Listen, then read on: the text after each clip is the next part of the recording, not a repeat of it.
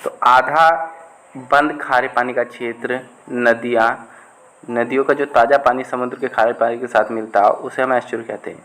मान लीजिए नदी है, नदी गई है यहाँ हमारे पास, और यहाँ पे हमारे पास जाकर नदी समुद्र के खारे पानी से मिल रही है, तो हमारे पास क्या कहलाता, एस्चुरी कहलाता। जो 3 नदी हैं वो 3 नदी हमारे पास क्या बनाती हैं, एस्चुरी बनाती हैं। इनका ध्यान रखना है क्योंकि इन पर क्वेश्चन आ जाता है। नर्मदा, ताप्ती और मांडवी, 3 नदी हमारे पास क्या बनाती है, एस्चुरी बनाती है।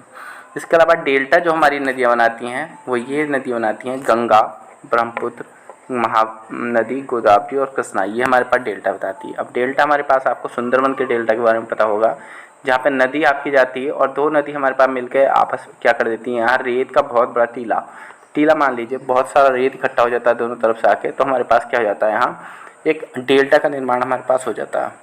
अब इसमें हमारे पास जो अब्बाह तंत्र है, इसमें हम नदियों को देख रहे हैं, तो अब्बाह तंत्र में पहला हम देखेंगे हिमालय अब्बाह तंत्र, और दूसरा हम देखेंगे इसमें सेकेंड जो हो जाएगा हमारे पास वो प्रायद्वीपीय अब्बाह तंत्र, जो नीचे की नदियाँ हमारे पास होंगी उन्हें देखेंगे।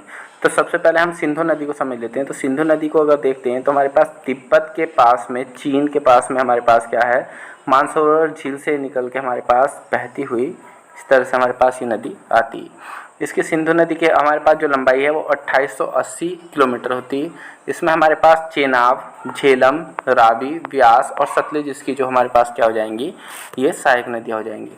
चेनाब इसमें हमारे पास देख लेते हैं, चेनाब हमारे पास कौन सी नदी है, ये चेनाब हमारे पास सबसे बड़ी सहायक नदी है, जो यहाँ से निकल के हमारे पास यहाँ पे जाके हमारे पास निकल गई। सबसे बड़ी सहायक नदी है।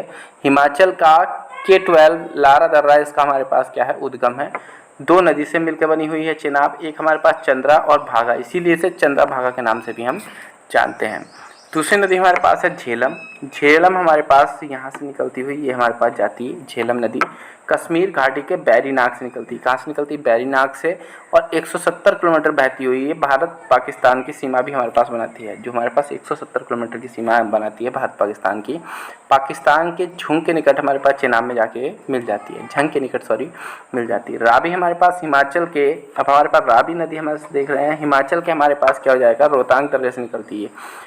कश्मीर पंजाब होते हुए पाकिस्तान के झंग के निकट चेनाब में जाके हमारे पास क्या हो जाती है, रावी नदी हमारे पास चेनाब में जाके हमारे पास क्या हो जाती है, मिल जाती है रावी नदी। यहाँ पे चेनाब नदी जा रही है और चेनाब नदी के पास में रावी नदी जाके हमारे पास मिल जाती है। तो ये हमारे पास मिल गई है। उसके बाद हमारे पास सतलज है, पंजाब होते हुए पाकिस्तान के बहावलपुर में चेनाब नदी में जाकर मिल जाती है। ये भी चेनाब नदी में जाकर हमारे पास क्या हो जाती है, सतलज नदी हमारे पास ही जाके हमारे पास मिल जाती है। यहाँ पर ब्यास होती है हमारे पास, ब्यास हमारे पास रोहतांग दर्रे से निकलती है। ब्यास नदी यहाँ से निकलते हुए हमारे पास जाके बहती हुई पंजाब के हरिस्के में सतलज नदी से जाके मिल जाती है। हमारे पास यहाँ ये हरिस्के में जाकर हमारे पास सतलज नदी से मिल जाती है। इसी में एक पॉइंट और आता है इंदिरा गांधी नहर का, और इंदिरा गांधी नहर हमारे पास क्या हो जाता है, राजस्थान में इसकी लंबाई सबसे अधिक है।